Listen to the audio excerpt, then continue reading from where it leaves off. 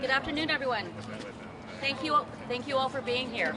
Yes, exactly. My name is Lisa Doe Hofflick, and I am the chair of the Westchester Asian American Democrats.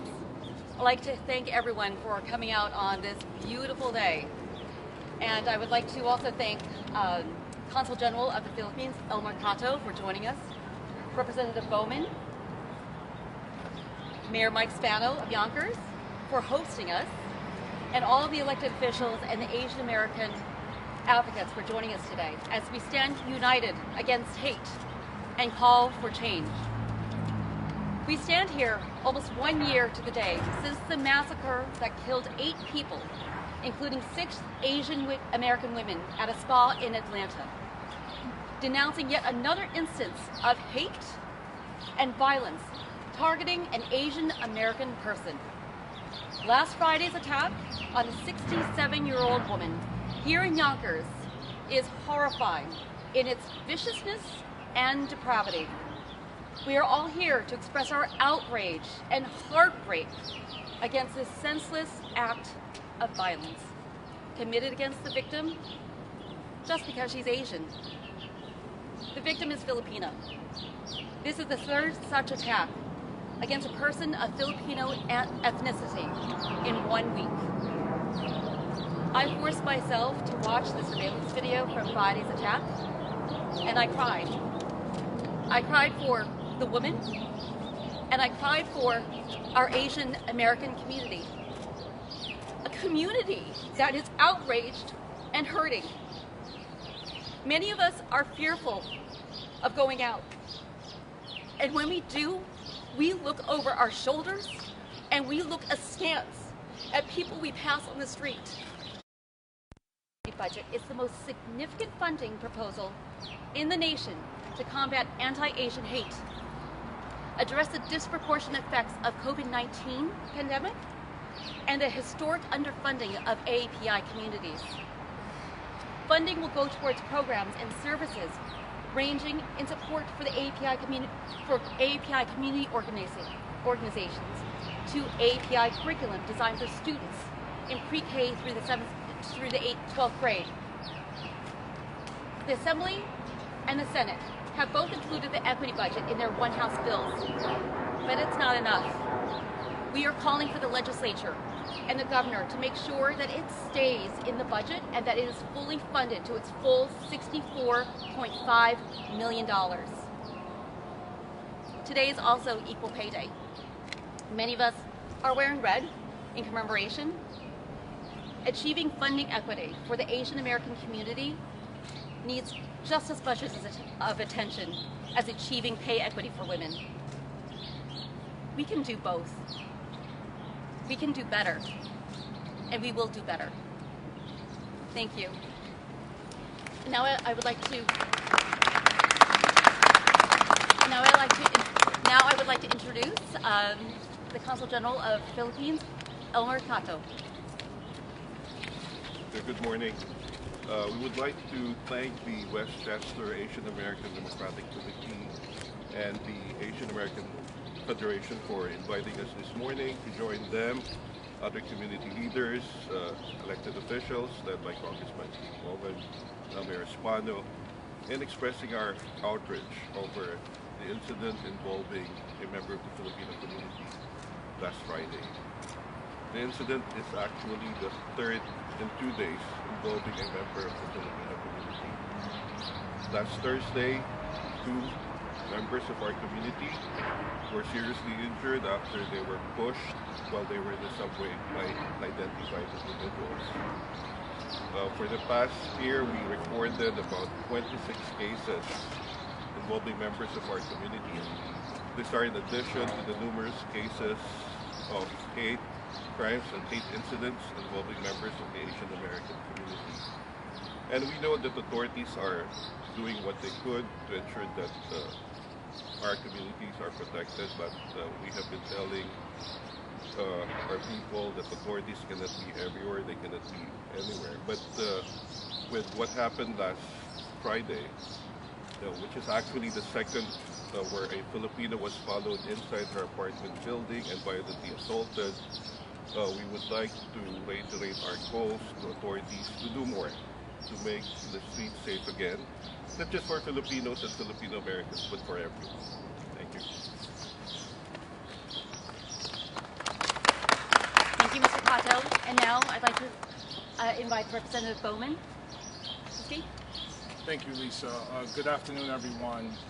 This is very simple. We all have to elevate, surround, and protect and uplift the Asian community and the Filipino community specifically. We have to stand with them. We have to stand in support of them. We have to lock arms with them because their community is our community. This rise in anti-Asian rhetoric has been going on now for 2 years at least, and it's been going on for longer than that. But I remember 2 years ago, I attended a rally in Scarsdale pushing back against anti-Asian hate. And 2 years later, it seems like the incidents are continuing to rise. And they are going to continue to rise if we don't all stand up and stand together and say enough is enough and push back against anti-Asian hate and anti-Asian racism and the hate and the fear and the anger that continues to permeate throughout our communities. That's why we are here today standing together. And this is not just about a press conference. This is about doing the work together, boots on the ground in our communities day in and day out to make sure our people are protected. When I say our people, I mean all of our people. And the Asian community are our people. This is someone who is 67 years old, finishing, I'm sure, a long day of work or running errands, walking into her building, trying to go home to finish her day with a shopping cart full of things. This is someone's mom, mother of 2. Could have been someone's grandmother, could have been one of our mothers or grandmothers. We have to send to her, and I'm so thankful that she is fighting, and she will hopefully make a full recovery. We have to send to her and send to the entire community. What are we willing to do? And I say right here, right now, I'm ready to work with you, Lisa, and the Asian community, ready to work with the Filipino community, ready to work with Mayor Spano and whoever else to get done what needs to get done on the ground in our communities day in and day out. There's so much healing that needs to take place, and we have to focus on public safety holistically to make sure these crimes do not happen in the first place. And anyone who commits an act like this must be held fully accountable. But we have to do more to make sure these things don't even happen in the first place. So it's my honor to stand with you, and I look forward to continuing to work with you. Thank you very much. Thank you. And now, Yonkers Mayor Mike Spano. Thank you, Lisa, and it's good to be here with Congressman Bowman, Consul General. Guys, listen, you just have to look at this tape, and you're beyond anger. I mean, just like Lisa said, she cried. Any normal person is going to cry when they see this tape because you see the anger, the venom, right? It was punches, it was kicks, it was spitting on this defenseless poor woman. And here we are in front of the Unity Fountain, where we celebrate our diversity in the city of Yonkers, in this wonderful country called America, underneath the flag, liberty, justice for all. On the other side, that's the Dominican Republic. We just celebrated their independence. We just left McLean Avenue, where we're celebrating 100 years of independence for Ireland, and of course, St. Patrick's Day is coming up. Guys, it's really simple. Look at the rise of hate that's happening these days. And I'm not really sure where it's coming from. Maybe social media, but the divide is everywhere.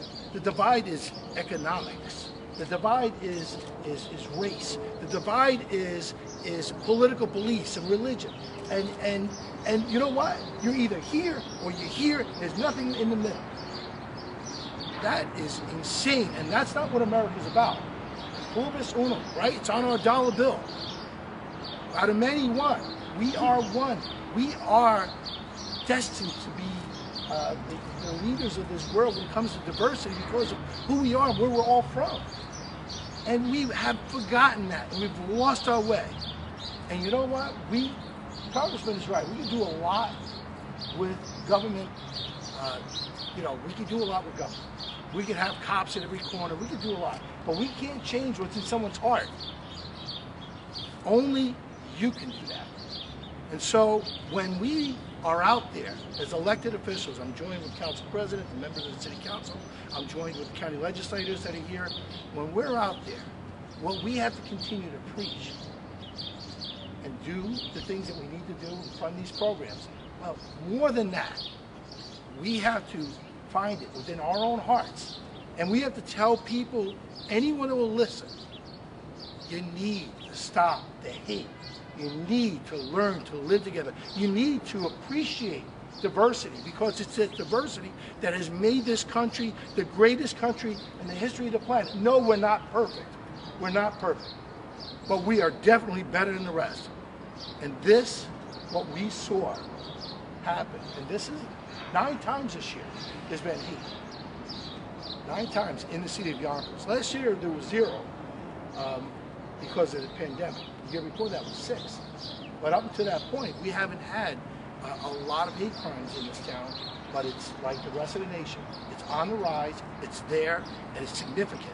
And we have to kind of get our acts together and move in a different direction. And remember why we're here, why our parents are here, why our grandparents came here, and why we find this country such a great place to live. Because of the beautiful diversity we have that make us, you know, look at that fountain. The city council funded, put that fountain there because they said one thing and it made sense. We all drink from that one fountain. It doesn't matter who we are, where we're from, we all drink water. That makes us proud. Thank you, Mayor. You're right. We all drink from the same fountain. Before we go to our next speakers also, I'd just like to acknowledge all the other elected officials and the community leaders who are here too. From the Westchester County Board of Legislators, Majority Leader Christopher Johnson. David Tubiolo. Is Jose here? Jose Alvarado? He's supposed to come, all right. Also from the Yonkers City Council, the Yonkers City Council President Lakeisha Collins. Majority Leader Tasha Freeman Diaz. Corazon Pineda Isaac, City Council Member. John Rubo. Did I miss anyone else? Oh, Mike Green. Mike Green, I'm so sorry. Mike Green.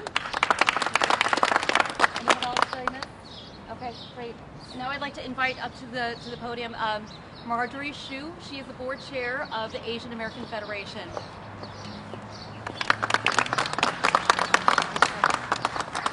First and foremost, we are utterly heartbroken for the victim, an Asian senior in our community. We are thinking of her and her family and praying for her recovery. We can only imagine how painful, confusing, and damaging this incident is, and we share their outrage.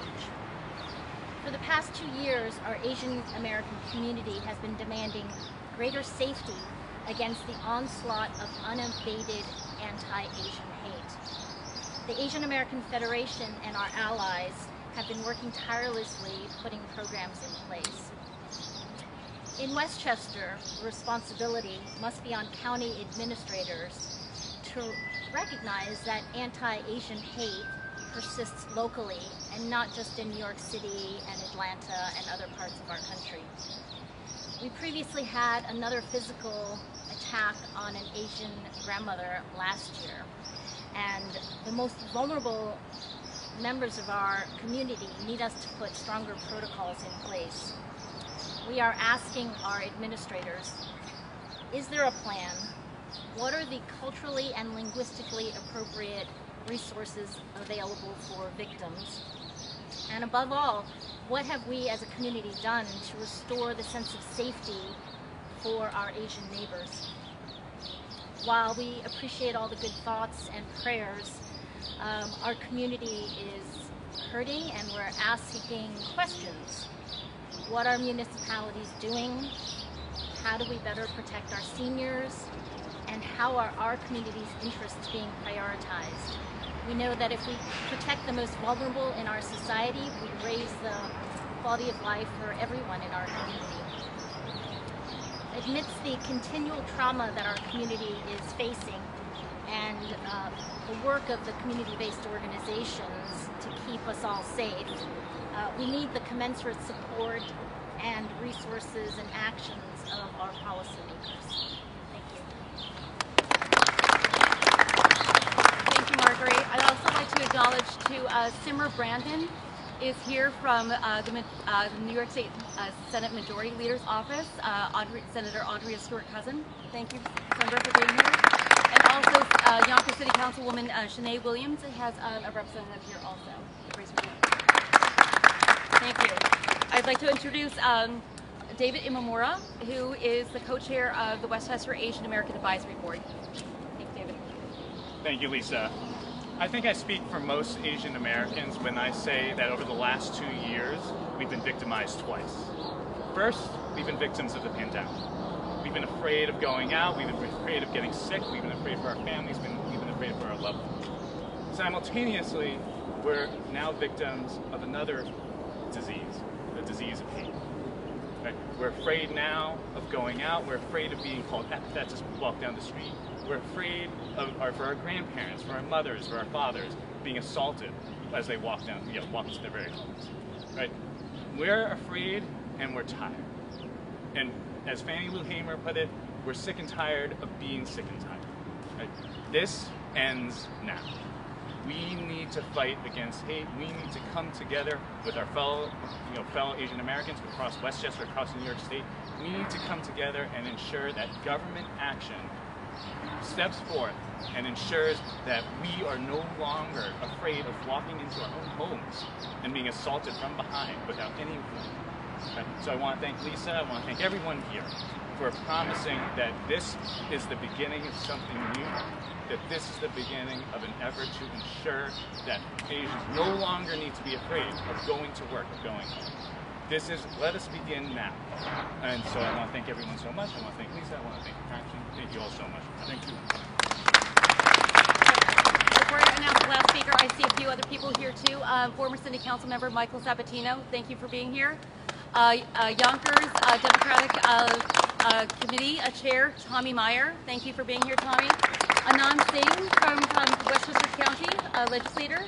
And also Mark Feng from the Yonkers Human Rights Commission. Thank you.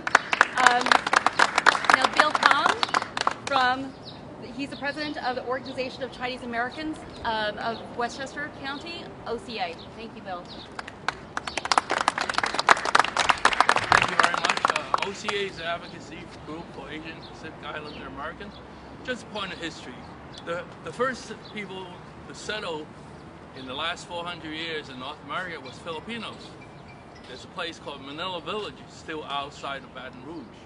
So the Filipino has a long history in this country. I do want to thank, I'm not going to repeat what everybody else is saying, but I do want to thank the city of Yonkers for the fast action by the police in this case. And I also want to thank the Westchester County DA's office.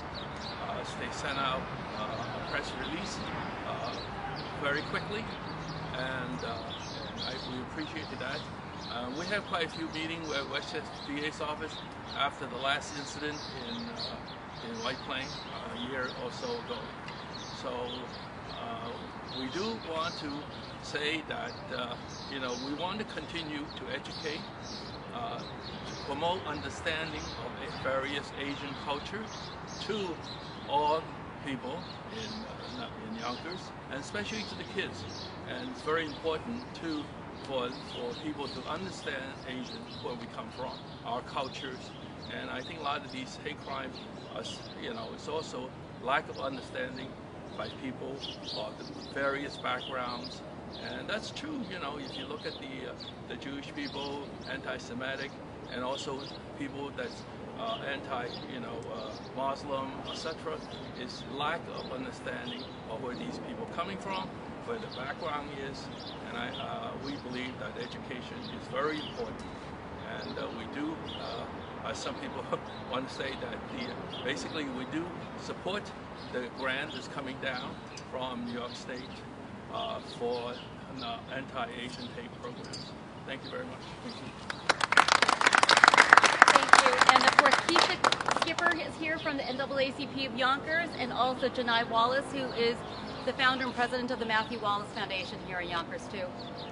So now we'll open it up to Q&A. If there anyone has any questions?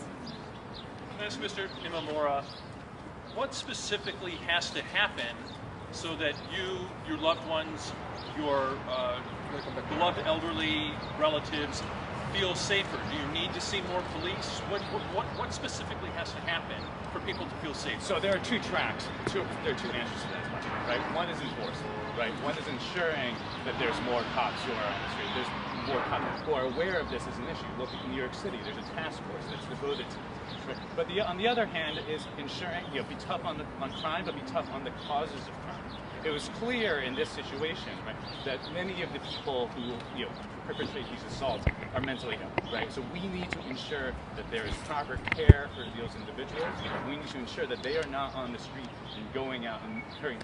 The person who threw a woman onto the subway tracks, he literally said, I am afraid that if I don't get my meds, I'm going to throw someone onto the subway tracks. He literally said that. And yet, there was no government assistance to ensure that he did not go out and do that, which he did. Right? So that is what's required. It's both increased enforcement, but it's also ensuring that the people who perpetrate these crimes get the care that they need. Anyone else? Can you talk about that $67 million in the budget? What would that money be earmarked for specifically? So that's 64 and a half, and that is to fund API curriculum in schools from pre-K to the 12th grade. It would also create, let's say, a commission, a state commission that answers directly to the governor, addressing and notifying the governor's office of any critical needs in the API community, and also to make sure that language access is available in across multiple languages, across all state agencies and departments. And it would also look at making sure that disaggregated data is fully done for the API community, to make sure that we can address the needs of each specific community. And it's also, again, I also want to say that if passed, this would be the largest funding proposal in the United States to combat API hate crimes, and also, again, to increase the investment in a long-standing underserved community. Is there anyone who's been in touch with the victim's family who could give us an update on how she's doing? Ambassador, I think you just spoke to the family. So we're in touch with the family, and I was told that she might be discharged today. She's okay.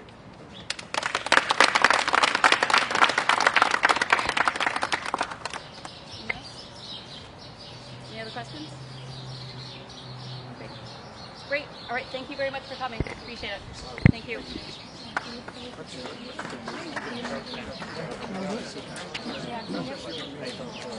Yeah.